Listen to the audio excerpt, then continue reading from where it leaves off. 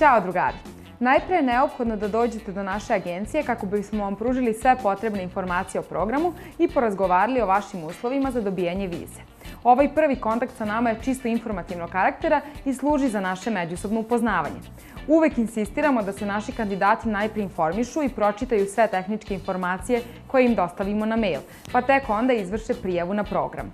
Nakon što odgovorimo na sva vaša pitanja i razrešimo potencijalne nedoumice i pošto se odlučite da učestvujete u programu, sledi potpisivanje ugovora koji predstavlja vašu zvaničnu prijavu, pri čemu nam donosite indeks, pasoš, potvrdu da ste redovan student i prvi deo uplate programa. Nakon prijave slede utabani koraci procedure, izbor posla za koji aplicirate, obavljanje intervjua sa poslodavcem, potpisivanje zvaničnog radnog ugovora, a potom viziranje i organizacija vašeg puta.